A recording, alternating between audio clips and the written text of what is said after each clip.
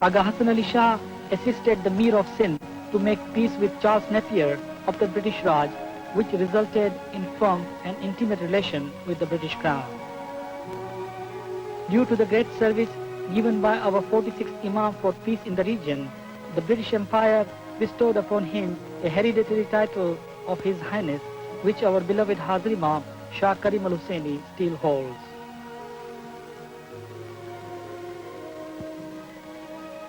King Edward VII, as Prince of Wales, visited India when he was entertained by Hazrat Imam Hassan Ali Shah. He was the only nobleman in India to be given the honor of the royal visit.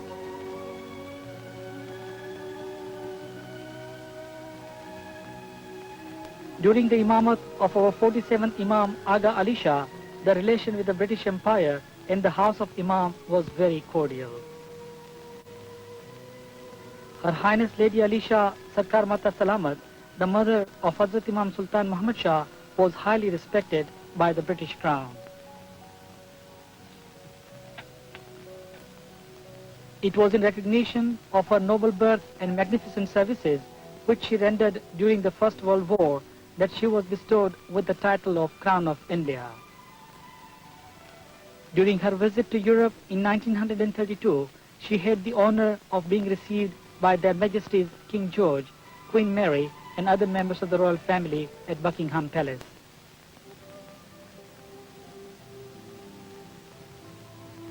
Hazrat Imam Sultan Muhammad Shah, our 48th Imam, who became the Imam of the Ismailis at a very young age of 8, also received the most esteemed hereditary title of His Highness from the British Crown at this young age. Hazrat Imam Sultan Muhammad Shah was the first Ismaili Imam who visited London in 1898. During this memorable and historical visit, Queen Victoria invited him to Windsor Castle on several occasions. She arranged a grand dinner and honored him to sit to her right, which was considered to be an extremely respectable honor. For irreplaceable service rendered by Hazrat Imam Sultan Muhammad Shah to British Raj in India, the Queen bestowed upon him the title of KCIE, or Knight Commander of Indian Empire. During his first visit to London, the British Prime Minister Lord Salisbury, Secretary of India Lord George Hamilton, arranged various receptions in his honor, and since then the relation between the British Crown and the House of Imamat grew very intimate. After Queen Victoria, Hazrat Imam Sultan Muhammad Shah visited London during the reign of King Edward VII and became a member of exclusive Marlborough Club, where the admission was restricted only to noble people with recommendations from the king.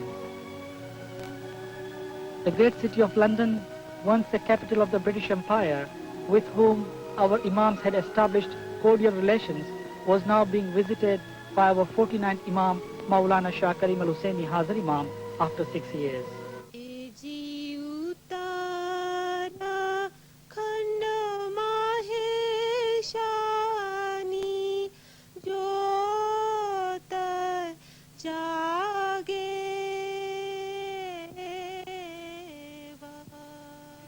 Imam Sultan Muhammad Shah was a frequent guest at Windsor Castle of Queen Victoria and Prince Albert, and it is a happy coincidence of history that the foundation stone of the first Ismaili Jamaat Khana in the Western world, which was to be laid later that week, should be sited opposite the Victoria and Albert Museum in Kensington.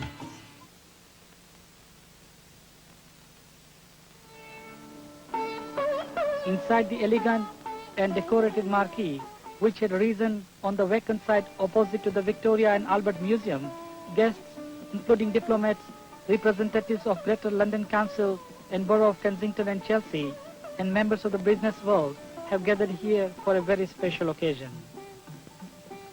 They have been invited by our beloved Hazar Imam, His Highness the Aga Khan, to the foundation ceremony of the Ismaili Centre to be performed by Right Honourable Lord Soames, Lord President of the Council.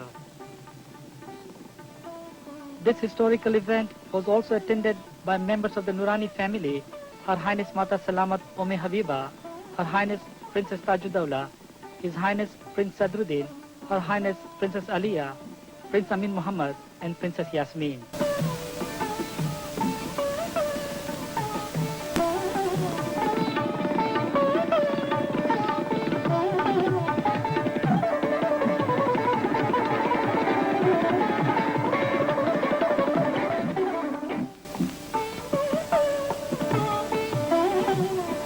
Maulana Hazir Imam warmly received Lord Soms at the entrance and led him to the chair on the dais.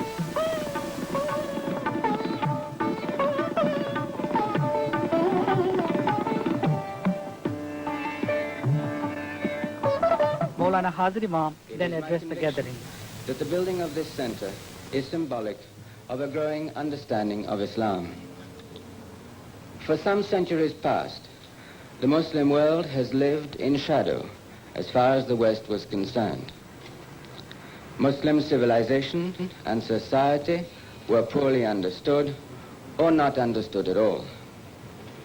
Apart from a few exceptional and dedicated men, there was no communication and almost no desire to be informed. Now we see that conditions have changed. This building and the prominence of the place it has been given indicate the seriousness and the respect the West is beginning to accord Muslim civilization, of which the Ismaili community, though relatively small, is fully representative. May this understanding, so important for the future of the world, progress and flourish.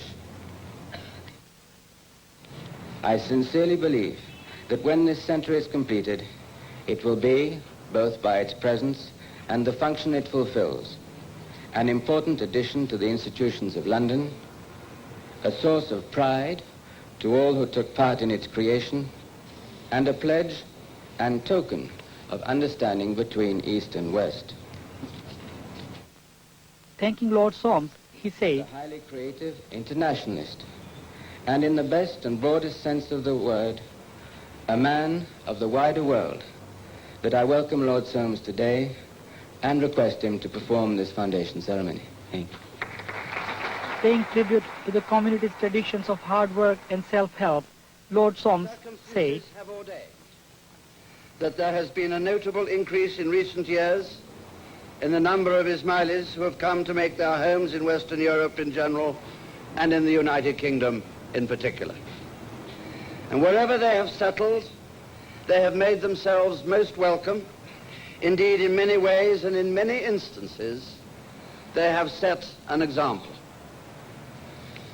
They have traditions which have been handed down over centuries, and to which they have firmly clung in all the many countries and continents in which they have lived their lives, often through many difficulties and vicissitudes. The Ismailis are essentially contributors who seek to enrich the social structure in which they live, and those of whom, there inevitably are some, those of them who fall by the wayside are picked up, helped, and if need be, cherished by their own.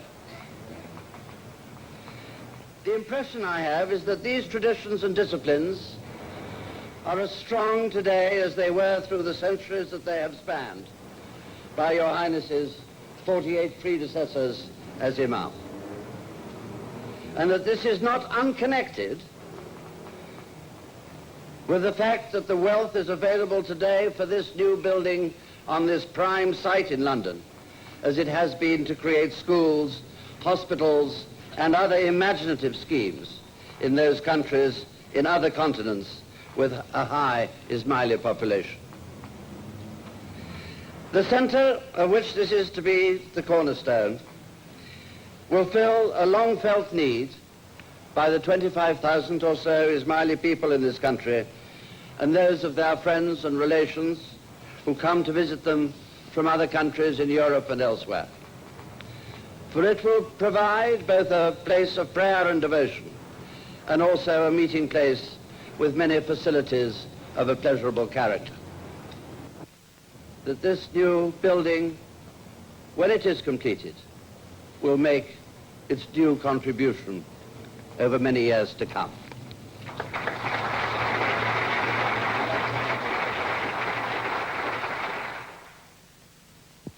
take this occasion to present to Lord Soames a small gift in gratitude for his very generous words and for his having agreed to perform this ceremony today.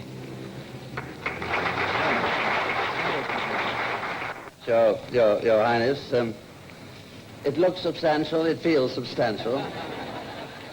I recognize the colors, and I look forward to opening it very soon.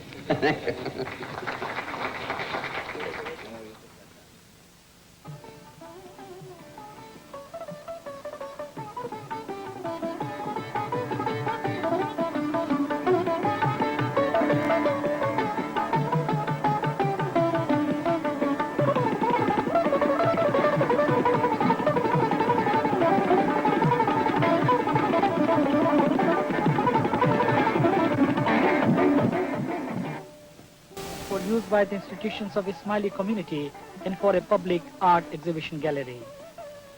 The building total cost is estimated in excess of £5 million and will be owned by the Aga Khan Foundation.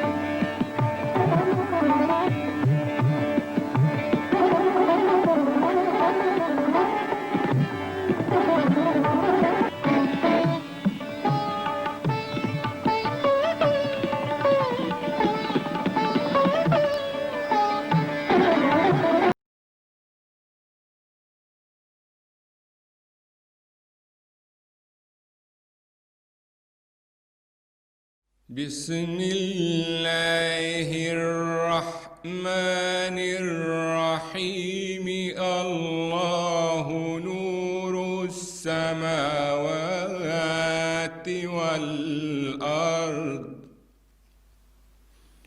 مثل نوره كمشكاة فيها مصباح المصباح في زجاجة الزجاجة كأنها كوكب دري يوقد من شجرة مباركة زيتونة لا شرقية ولا غربية يكاد زيتها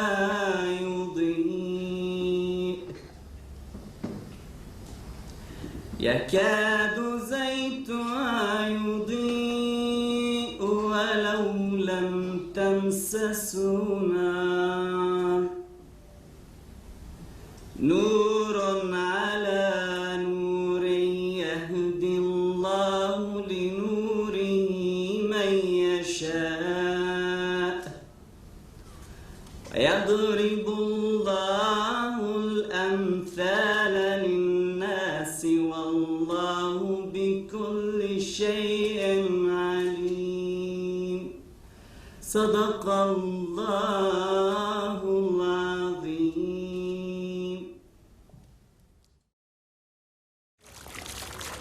25 years ago marked the beginning of a new era in the history of our Jamaat. Since 1985, the Ismaili Centre London has helped to shape the identity and outlook of Ismailis both nationally and internationally, giving the Jamaat a permanent home in London. As we look back on 25 years of the Ismaili Centre, we have an opportunity to reflect on what this building has done for the Jamaat in the UK, for the Ismaili community globally, the role it has played in promoting civil society, and what it will, inshallah, do for the future of the Ismaili Jamaat around the world.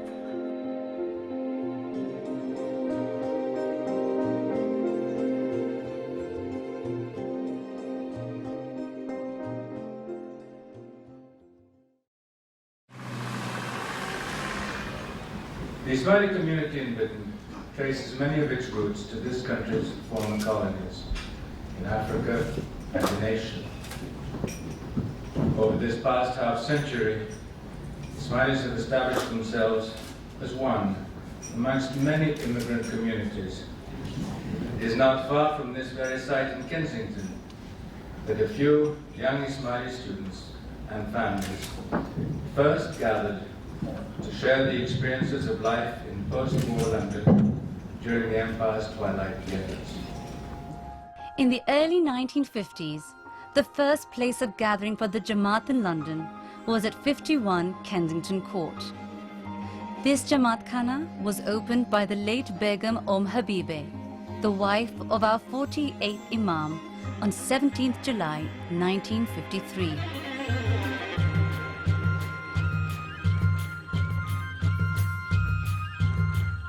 In 1957, the Jamaat moved to 35 Palace Gate, which was home to the Jamaat for many years. Aside from being a Jamaat Khana, Palace Gate also provided bed and breakfast accommodation for students arriving from abroad to study in London. In the late 60s, the Jamaat began to increase with students, visitors, and overseas Ismailis, and the Jamaat Khana facilities began to be stressed. Maulana Hazir Imam felt that we should look for alternate property for Jamaat Khana. In his Farman at Alexandra Palace on 3rd August 1969, where about 2,500 members were present, Maulana Hazir Imam mentioned that he was aware of the need for a bigger Jamaat Khana, and that we were already looking for a suitable alternate property.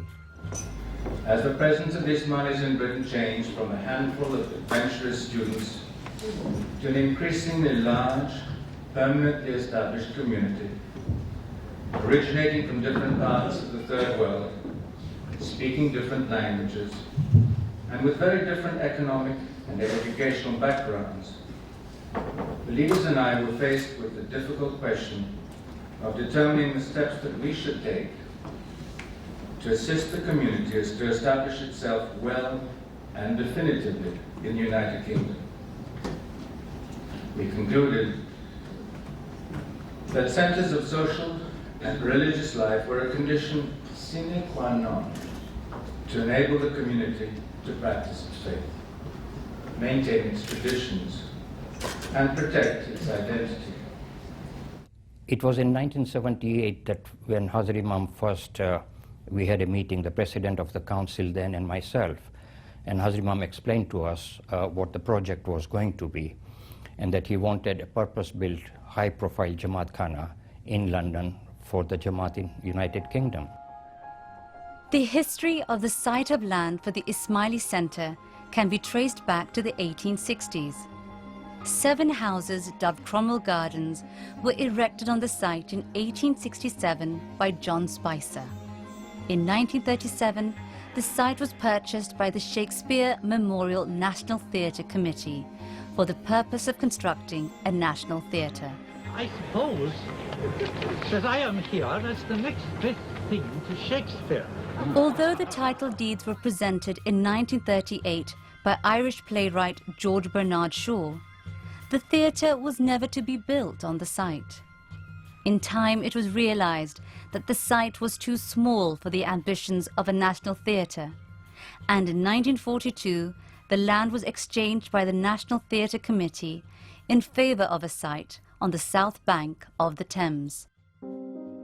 By the time Maulana Hazrat Imam had secured the land in the late 1970s for the establishment of the first Ismaili Centre in the Western world, it had become a derelict site, hosting a car hire depot and a prefab office.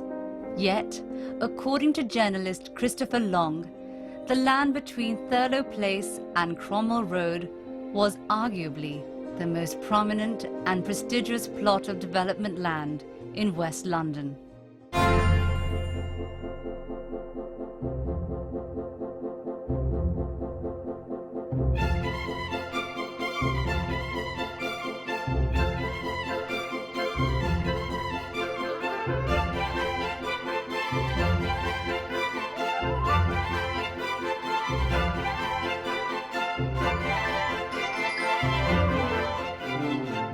On 6 September 1979, Maulana Hazrat Imam and the late Lord Soames, who at the time was the Lord President of the Council and the leader of the House of Lords, laid the foundation for the Ismaili Centre in London.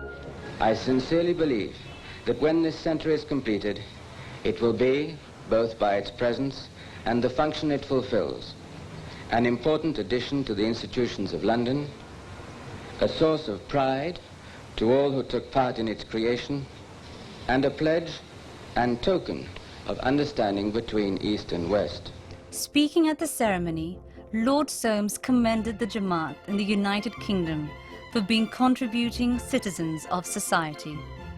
And wherever they have settled, they have made themselves most welcome. Indeed, in many ways and in many instances, they have set an example. The Ismailis are essentially contributors who seek to enrich the social structure in which they live.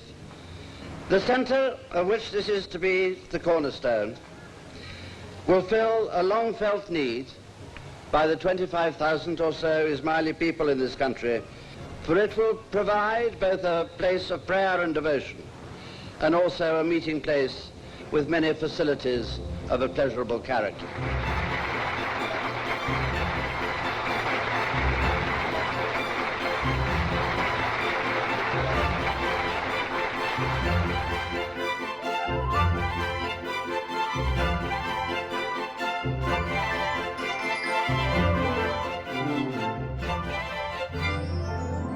plans for the new building were carefully drawn up with Maulana Hazar Imam and his brother Prince Amin closely involved every step of the way. I think everybody would only ever and could only ever settle for the highest standards. I think also it was realized from His Highness's involvement and Prince Amin's involvement that it had to be something which was going to meet their very, very high standards. Indeed, quite a number of the designs, the features that you see dotted around the building, they would have been created in isolation, and Prince Amin or His Highness would come in especially to review that relationship between the blue and the white lines and give a positive to go ahead and construct and design in that manner. I must say that it was dearly due to Hazar Imam that this building has turned out to be what it is. His personal involvement was quite extensive. We had 39 meetings over a period of 5 years with Hazar Imam and Prince Amin. He would literally look at the size of the window, the shape of the window, the doorknobs, the calligraphy, the lighting system. He used to go in great detail in every aspect of construction. And Prince Amin was involved in the interior designing. The high-profile location of the centre presented a unique challenge to the architects, the Kasson Konda partnership. Lead architect, the late Neville Konda and his team, had to design a building that would meet the community's objectives, as well as blend in harmoniously with the distinguished public and historic buildings in its vicinity. Another factor in the design is, of course, that here were we, a firm of Western English architects, working directly with His Highness the Aga Khan, trying to evolve an architecture without, as it were, being Walt Disney about it, putting a little dome here or a little something there on an architecture which one didn't deeply understand. And this was only done by working very closely and a long learning process by people who were deeply involved in that kind of culture. To help ensure this Islamic mood, German Muslim Karl Schlaminger was commissioned for the interior design, and renowned Pakistani artist, the late Gulji, was asked to create a number of portraits and murals for the building. By 1984, the building was ready to be used.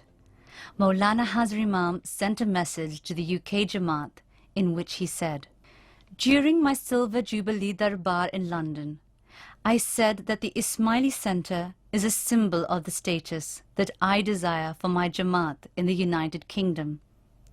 It is you who, inshallah, will translate my aspiration into reality in everything which touches your everyday lives, and by the way in which you think about, use, and work within this new centre."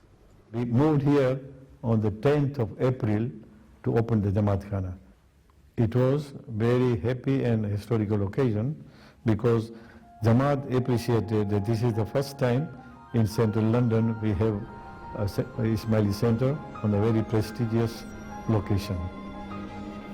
In his speech at the foundation ceremony of the Ismaili Centre Dubai, Maulana Hazar Imam reminds us that the Jamaat Khana is one of many forms of spaces of gathering in the Muslim world.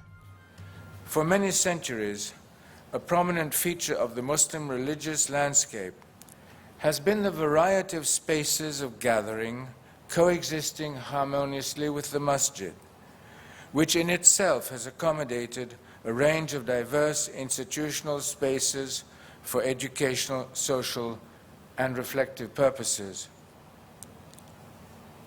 Historically serving communities of different interpretations and spiritual affiliations, these spaces have retained their cultural nomenclatures and characteristics, from ribat and zawiya to Khanaqah and Jamaat Khana. The congregational space incorporated within the Ismaili Centre belongs to the historic category of Jamaat Khana, an institutional category that also serves a number of sister Sunni and Shia communities in their respective contexts in many parts of the world. Here, it will be a space reserved for traditions and practices specific to the Shia Ismaili Tariqah of Islam. On 24th April 1985, the Ismaili Centre London, a Silver Jubilee project, was officially opened by Prime Minister Margaret Thatcher in the presence of Maulana Hazar Imam and members of his family. Prime Minister, Your Excellencies, Your Worship the Mayor, distinguished guests, ladies and gentlemen. It is a very great pleasure for us to welcome you, Madam Prime Minister, and so distinguish the gathering for a ceremony which is the most significant one for the Ismaili community. Significant because this is the first cultural and religious centre in the Western world to have been built specifically for the community's requirements. In 1957, when I inherited the responsibilities of the Ismaili Imamate from my grandfather, the late Aga Khan, it seemed inconceivable that we would ever have substantial communities in the West. Our people were too deeply rooted in India and Pakistan, in Syria and Iran, in many African countries, and in Central Asia and the Far East. However, that was before the winds of change had begun to blow across the colonies where many Ismailis lived. Since the late 1950s, there have been enormous changes both in the Commonwealth and in the Third World. During this relatively short time, many developing countries have passed through the entire process of being born as independent nations and of growing to maturity with all that can mean in human terms. Some of these transitions have been slow and peaceful, some brutally fast. There have been wars in the Indian subcontinent and expulsions of citizens from Africa. For many people, it has been a turbulent quarter century. Inevitably, some Ismailis have lived through a period of such political instability that they have been forced to move and have sought new homes in countries secured by the peace, the stability, and the respect for individual freedoms which the older democracies offer. Understandably, those from the Commonwealth have often wished to stay within it. Under this pressure of events, the Ismaili community in the United Kingdom, which until early in the 1970s consisted principally of students, has grown in recent years, as it has also done in Western Europe, Canada, and the United States. Among those who have arrived have been doctors, engineers, accountants, and other professional people, as well as businessmen. They have come to find peace and safety on a permanent basis for themselves and their children, aspiring to add their part to the strength of Britain's economy and of its social and cultural fabric, to work and prosper both for themselves and for this country's future. This, then, is the historical context in which the Imamate and the community have created new institutions in Britain. One of the most significant of these being the centre which you, Madam Prime Minister, are doing us the honour of opening today. It is probably true to say that eventually Ismailis, like other groups which have settled in the United Kingdom permanently, may lose touch with their original languages and adopt many aspects of British life. But they are certain to maintain their faith and their traditions whilst accepting what seems best and most appropriate from Western civilization. This building is more than simply a place of congregation. through the quality of its design and workmanship. It will be a bridge between the culture of the community's roots and that of its future, as well as a symbol of the hopes of people who have lived through change and turbulence and have ultimately found security here in Britain. They're proud that it now joins two other institutions of their community already established in London. These are the Institute of Ismaili Studies, concerned with academic and ecumenical research, which collaborates with the University of London Institute of Education and McGill University in Canada, and the Arkan Foundation, a non-profit philanthropic agency assisting some 500 educational and healthcare units or programs in Asia and Africa. The Foundation is currently privileged to be collaborating with more than 30 other international organizations, both governmental and non-governmental. Among them are the Overseas Development Administration and Oxfam here in Britain, CARE, the Canadian International Development Agency, the Ford Foundation, UNICEF, and the World Health Organization. As a result of these and other social and economic development activities of the Imamat, particularly in Commonwealth countries, I have become keenly aware of the effects of the recent world recession. In the industrialized nations, it has forced radical rethinking on a number of economic issues, and here I would like to pay tribute to the pragmatism which you, Madam Prime Minister, have displayed in facing them. Although the economic problems of the Third World are certainly not identical with those of the West, no impartial observer could fail to recognize an increasing willingness among developing countries to adopt a similarly pragmatic approach, especially in the encouragement of individual endowment. Many Third World countries are now reframing their policies. I could name numerous examples: China, India, Bangladesh, Sri Lanka. As the President of the World Bank, Mr. Klassen, observed in a speech here in London in February, there is evidence enough that the most rapid economic growth in the developing world has been achieved in countries where governments have recognized that private enterprise has a critical role to play. However, the role of private endeavor in third world societies goes far beyond economic activity alone.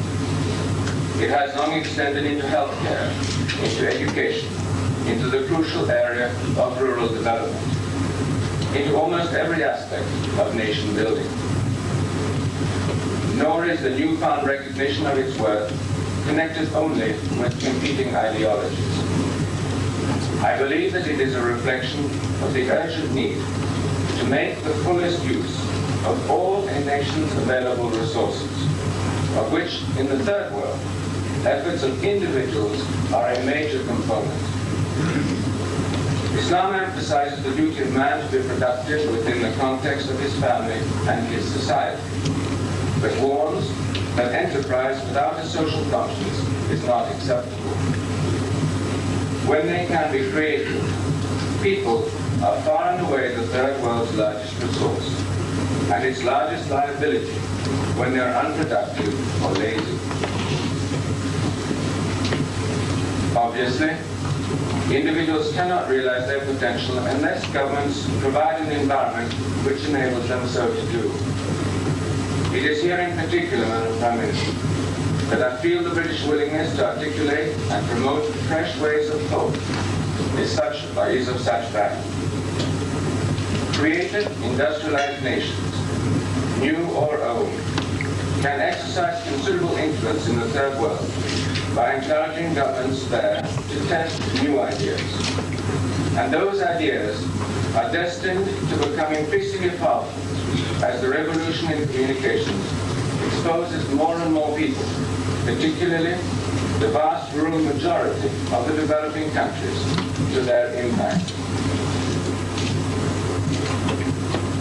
Speaking as a Muslim, I feel that a pragmatic approach can be particularly helpful at a time like the present, when the Islamic world as a whole is subject to pressures, both internal and external, which have had few precedents in its history.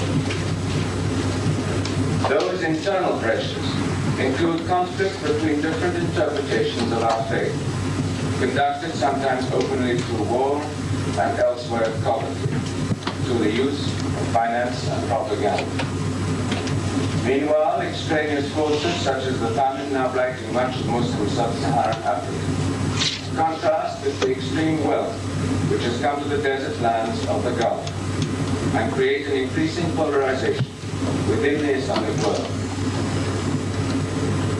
Against this background, ordinary Muslims strive to express their legitimate desire to identify ways of life and institutions which will reflect their own unique heritage of faith and culture. They strive to find and hold to a path of stability between democracy and totalitarianism, between Islamic belief and secularism, between the pressures of poverty and of wealth. Responding to this search, many countries are testing economic philosophies in pursuit of forms acceptable to the specific ethos of our faith. Similar inquiry is submitting jurists and the laws by which Muslims live to scrutiny in an effort to restore their Islamic authenticity. Western structures of government and systems of national consultation are being analyzed with the objective of finding alternatives that are more sympathetic to the societies, culture and faith of Muslims, but which will nevertheless guarantee peaceful, equitable and stable processes of change. I believe there is a need for the West to show empathy with these aspirations and to recognize that although the example of pragmatism may stimulate thought and activity in the Islamic world, Western methods and criteria of judgment are not necessarily themselves appropriate to the tasks which Muslims face. I am often struck by the imbalance of comprehension between the Christian and Islamic cultures. Of course, the government and well-informed specialized institutions, universities for example, the perception is accurate. But the general public in the West is too often shown the Ummah, the worldwide community of 800 million Muslims, as a monolithic block of believers whose national political disputes are part of their religion. Such a distorted portrayal of the true background both causes unnecessary misunderstanding of Islamic questions and hinders mature response to them. In reality, certain expressions of political action cannot be considered representative of that faith of peace which so many millions of people practice every day. Nor because their majority is rural and isolated are its feelings reported. The silent majority is indeed silent.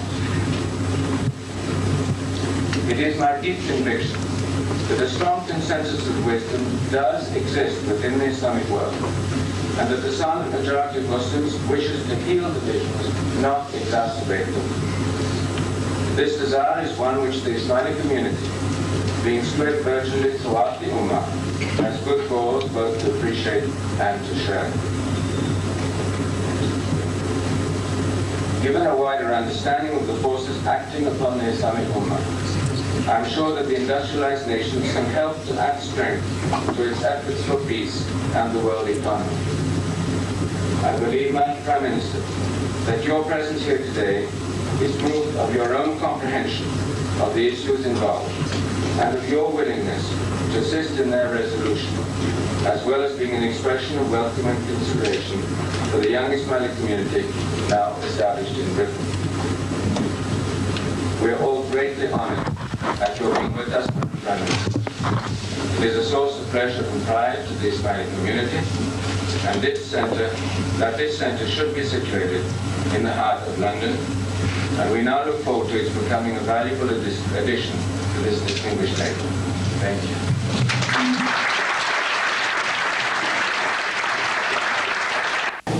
And I most most grateful to His Highness the Aga Khan for the honor he's done me in inviting me to perform the opening ceremony. I'm even more grateful, sir, for the address which you have just given us. As you probably know, sir, in our country, if 3 judges sit together in our courts to reach judgment on anything, one of them gives the lead speech, and the others then can say only, I concur. There's so much in your speech which I could say, I concur, and leave it at that. But I think perhaps it would be as well if I were to add a few words of my own. The building of this splendid new centre, which will provide facilities for religious observance and the social functions within the Ismaili community, must reflect a sense of both stability and of confidence in the future. There's been a small Ismaili community in this country for very many years, but I know that many members came here comparatively recently, as you, sir, have said, having been uprooted from settled and successful lives in East Africa. For them, leaving East Africa must have been a sad, deeply disturbing, and in some cases a terrible experience. But clearly the Ismaili community who made Britain their new home triumphed over these adversities and have found here a new sense of security and of belonging. And this centre is a powerful symbol of that feeling of belonging. And in return, Britain, like so many other parts of the world where there are Ismaili communities, benefits from the contributions that Ismailis make to society. The Ismaili community in London is self-sufficient and independent, energetic, and highly talented. It contributes to society in every sort of way. And at the same time, its powerful sense of community, both spiritual and cultural, provides a firm and unchanging base for living. Many migrants who come to this country to settle in recent years have had to come to terms with a life that is very different from their old one, as you, sir, indicated. In the process of change and adaptation, they have been sustained by a sense of purpose derived from a firm faith and a valued heritage. Britain is now more than ever a society of many cultures. And I think that we are beginning to appreciate the challenges and the opportunities that this diversity offers. There are many practical examples to show how much your community values and how much it gives service to the wider community. Many of the Aga Khan hospital and educational services are open to all, regardless of race or creed. The work of the Aga Khan Foundation in other continents also shows how your community adopts this positive approach. And I'm proud that the British government, with the foundation, are together financing projects of benefit to the people of Pakistan. And I understand and welcome that many of the facilities of this centre will be available for other Londoners to use. London itself is enhanced by the construction of the new centre, which we are all most grateful to His Highness the Aga Khan. It's a splendid contribution to the architecture of London, fitting in easily with the other fine buildings of South Kensington, yet having its own distinctive and beautiful character. It's a monument to the determination of your community to play a full part in the life of our society, while at the same time retaining their own identity and independence. As I believe a great Islamic poet of the 19th century, Muhammad Iqbal, said, for the individual to be bound to society is a blessing. It is in a community that his work is perfected. This new centre is a splendid testament to the words of the poet, to the vitality of the Ismaili community here, And it is in that spirit and with great pleasure that I now formally declare the Ismaili Centre open.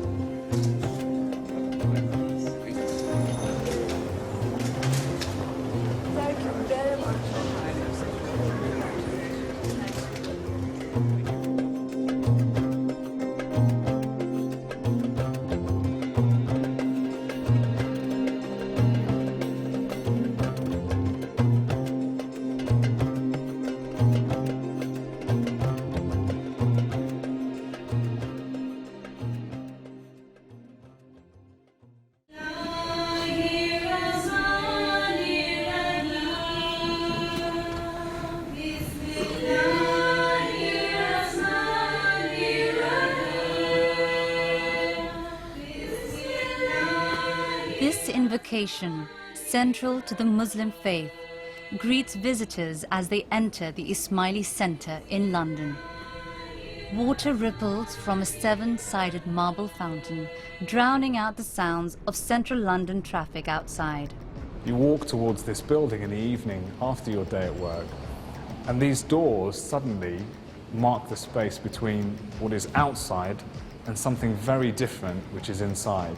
You're greeted by a space which is not about hustle and bustle. It's a space which is very much about making an inner shift as well as an external shift. So there is an external shift where you're walking from the outside to the space, but also internally you're met with a space which is very much about serenity, very much about tranquility, very much about touching one's inner self, which is something that the reality is that, you know, in London's everyday, very busy lifestyle, you don't get a lot of time to do. The centre soon became a hub for the community to congregate, pray and socialise. Whether it be local events for the Darkhana Jamaat, national or international events, gatherings of seniors, of youth, of professionals, of volunteers, meetings, exhibitions, presentations or seminars, the various spaces in the centre continue to provide an environment of community, togetherness and unity for the UK Jamaat. An entire generation in the Jamaat today have grown up with the Ismaili Centre. In many cases, the building has played a central role in their lives, a space where they carry out voluntary work, where they meet friends and socialise, as well as a space where they carry out their religious obligations. The Ismaili Centre is my local Jamaat Khana. I've been coming here since I was born, and it really is a second home for me. It's somewhere that I come to pray, obviously, but also to develop my understanding of my culture, of my heritage, to learn more, like today visiting the roof gardens, understanding how that came to be, the exhibitions that are shown here. It's also somewhere that I come to reflect, to contemplate, to nurture my spirituality. And also, of course, which makes a tremendous impact on people, and that is the volunteer spirit within the community itself, from the younger volunteer corps members up to more senior level and up to council level and indeed even president. That at the end of the day, everybody is a volunteer. And if you are asked to come in and do the cloakroom, and if you're asked to do the shoes, etc., if in fact you got the time to do it, it always seemed to me that people would jump at the opportunity. I don't think necessarily that the years have dimmed that enthusiasm. It has been a strong ethos of the community. If you came into this building of a day, you'd see the Safai ladies cleaning the building, or you might see our volunteers working in Jamaat Khana, or you would see volunteers working in the shoe area or the court area, committee members working throughout the building. And in every corner of the building, you see a community living its values of seva, of compassion, of unity, of brotherhood. And that is not just aspirational, that's quite inspirational. This building has its own heartbeat, and it's really quite special to watch. One of the greatest testaments of this voluntary spirit, and one of the fondest memories for the Jamaat, is the 1994 UK Padramani, when Maulana Hazar Imam visited the Ismaili Centre daily for various religious ceremonies and meetings.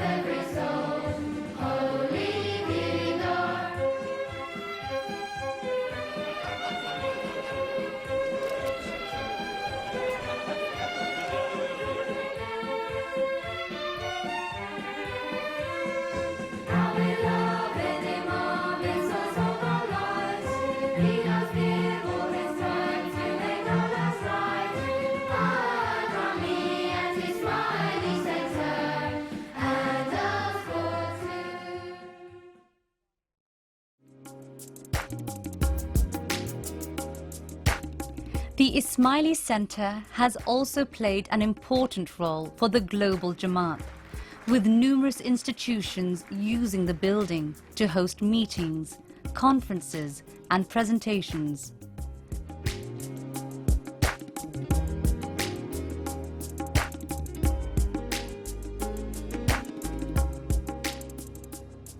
The building, and as importantly the volunteers, have helped to ensure that events run as efficiently and effectively as possible. The Ismaili Centre has also become a must-see for any Ismailis travelling through London. This building was a Silver Jubilee project. For many in the Jamaat, it is seen as a part of the contemporary history of the community.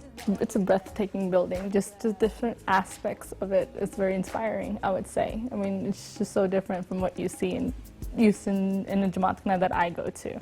And then you come here and you see this, it's a whole different take on it. Following on from the success of the 1994 Padramani, Maulana Hazar Imam blessed the Jamaat by celebrating his 40th Imamat Day at the Ismaili Centre. In October 2003, the Institute of Ismaili Studies hosted a conference on the Holy Quran at the centre to mark its 25th anniversary. The venue of this international colloquium is particularly appropriate. In its architectural design and definition of broader functions, the Ismaili Centre in London, like its counterparts in other countries, has been conceived in a mood of dialogue, of humility, of friendship, and of harmony. These centres reflect a commitment to permeate excellence of endeavour in the realms of the intellect and the spirit. It is this commitment that has also led the building to become an important space for civil society. We took the decision to begin using the centre in a much more proactive way. We threw it open then, not only for our own events, but for other organizations that were sympathetic to ours in some way to use the center for themselves. Faith groups, political parties, interfaith organizations, volunteer groups, and a whole host of other bodies use the Ismaili Centre for meetings and conferences. The annual Milad an-Nabi address and regular Ismaili Centre lecture series have been a cornerstone of the centre's activities. The lectures have featured an impressive list of speakers, including authors, politicians, academics, and civil society leaders. I'm delighted to be in this really wonderful space, which this morning I toured and felt the silence and the reverberation of something that is very special right here in the heart of London on Cromwell Road. I could feel my blood running in my veins, it was so silent. And it's a very great privilege in the center of a great metropolis. One of the great benefits of this building is that it's allowed us to really develop a whole series of events that we've put on to promote and develop our own culture. We've run here exhibitions, we've run here seminars, we've had plays, we've had musical concerts, and these are all events that promote our culture, but it's a culture that we're very proud to share with others. And part of what the building allows us to do is to showcase that culture. What is this Seymour? This culture is displayed through numerous events, including 2 impressive theatrical productions held at the Ismaili Centre in the 1990s, the Conference of the Birds, and later the Island of Animals, based on a fable of the Ikhwan al-Safa.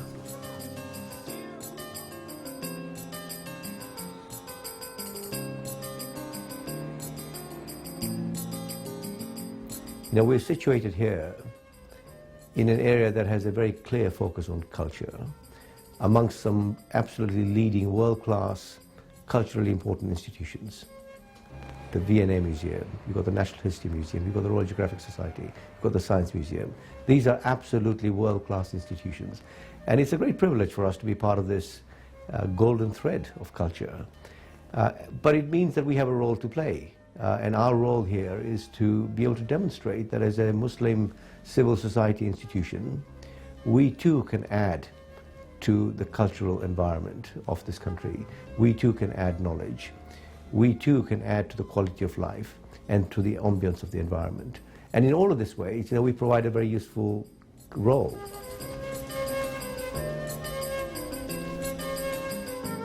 For a number of years, the Ismaili Centre has also been part of London's Open House and Open Gardens events, where the building is open to all of London to come and visit. Thousands of people have visited the centre over the years. It is truly beautiful, very tranquil, spiritual, calming space that we thoroughly enjoyed. Beautiful. I've passed the building for years, but I've always wondered what it was for. I used to drive by, but the opportunity to come inside the building was wonderful.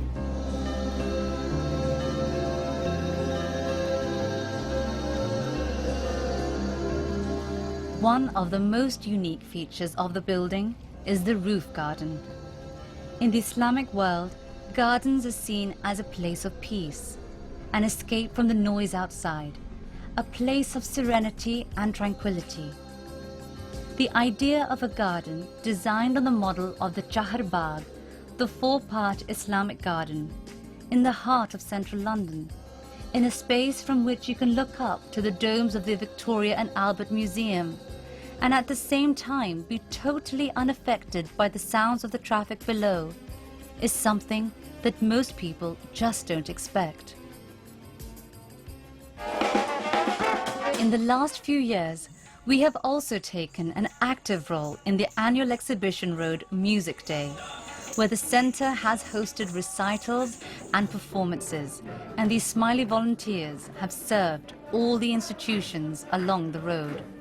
Does anyone play, or even if you don't play guitar, would you like to have a go? I think music has the power to unite the world. Yeah, I found it really amazing. I come from India where we don't have any concept of this kind. But well, I'd always been interested in the Ismaili Centre, and I kind of wanted to see what it was like from the inside. The sense of love and harmony between cultures, between nations, I just felt was remarkable.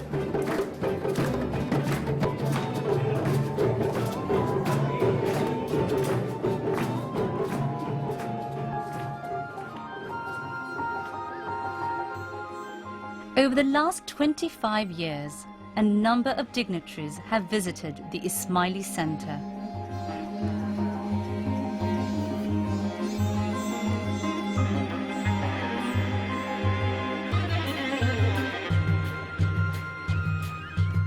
The centre was again a key part of Maulana Hazari Imam's Golden Jubilee celebrations. A number of important dignitaries visited, including politicians such as the current Prime Minister David Cameron and London Mayor Boris Johnson. One of the most significant exhibitions to be held at the Ismaili Centre was the Spirit and Life exhibition, opened by Maulana Hazari Imam and Prince Charles.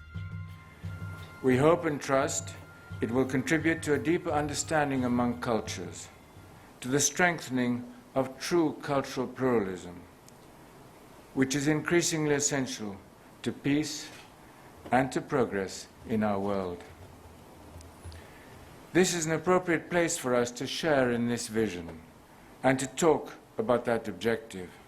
Prince Charles also commented on the values of the Jamaat. Your Highness, if I may, I would just like to say a brief word about the Ismaili community in this country and the contribution they make to modern British society. For I can only applaud your emphasis on intellectual and cultural exploration as a means of integration, and your determination to discharge your obligations as citizens of this country without losing your own distinctive traditions. I have no doubt that the existence of shared values is a key defining factor. These values celebrate humility, greatness of soul, honor, magnanimity, and indeed hospitality, consideration to others, and courtesy. They form the bedrock of the excellent outreach work of the Ismaili Centre. And these shared values are perhaps the greatest of the treasures displayed here today. It is these values which have served the Jamaat so well for so many years, and particularly over the last quarter of a century of the Ismaili Centre. This building speaks to our notions of beauty. It speaks to the value that we put on community cohesion, the value that we put on the spirit of community. It speaks to the emphasis we put on equality between men and women, between young and old, between rich and poor. And anyone who comes to this building can see these things. We don't need to articulate them. The way the building functions, the way it's designed, the way it operates, speaks to all of these things. Ultimately, when it was opened and the Imam's vision unfolded, I think that people just could not believe the ambition that the Imam had for the Jamaat. This is just unthought of. Overall, I think Hazari Imam had a vision that at the end of the day, this is what would be created, and this is what we have now. And I think we all should be very proud of it. The wonderful thing about this building is that it allows us to sort of express who we are. And I think that was part of the vision that Hazari Imam had when he set about this project. It's a building that provides us with a vocabulary, if you like, to express who we are, our identity, our culture, our traditions. The importance of the Ismaili Centre is not in its form, but it's in the meanings that it conveys. Only a few months after the opening of the centre in London, a second centre was opened in Burnaby, Canada, and others have followed in Lisbon, Dubai, and Dushanbe, with new centres at various stages of development in Toronto, Houston, Paris, and Los Angeles. Speaking at the opening of the Ismaili Centre in Dushanbe in 2009, Maulana Hazar Imam expressed his vision for these buildings. We hope and trust that people of all faiths and background will gather here for educational and cultural events, for seminars, lectures, recitals, and exhibitions.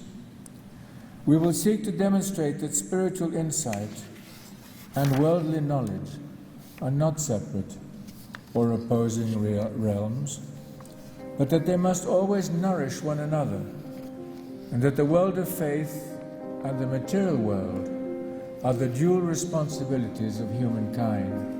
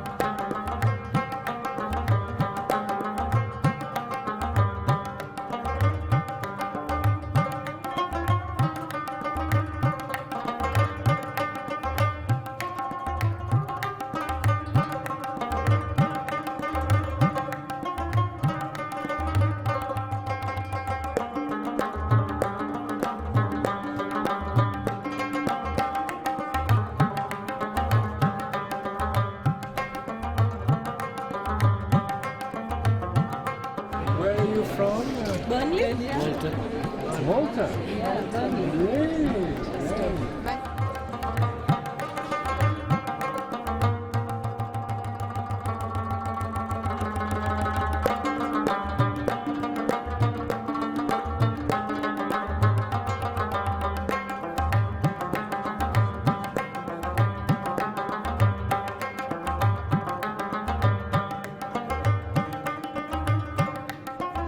So we have some displays of artifacts from various points in time, yes.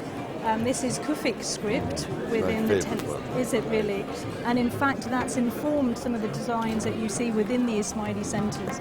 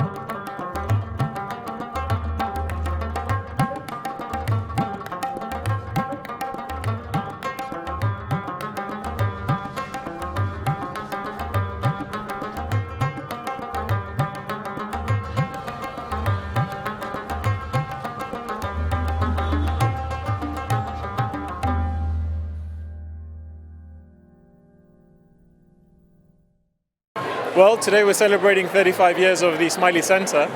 I guess the one feeling that I have is a sense of pride and feeling really proud. This building is such an iconic building in the location it's in. So it's a day of pride, a day of joy, a day of excitement, a day of kind of rejoicing actually. It shows the architecture and the foundation that was based off of what the other Ismailis look like. They've been built just like this, even different, and it just shows the unique aspects of Ismailis, how everyone's so different around the world, but we all have similar factors. So this being 35 years done just makes me feel so proud to be It's a timeless building. It demonstrates the best of Islamic architecture. It demonstrates the vision of the Imam from generations back. And I think the main thing about it is that it just feels like it was opened today. It's as pristine and as clean as it was when it was first opened.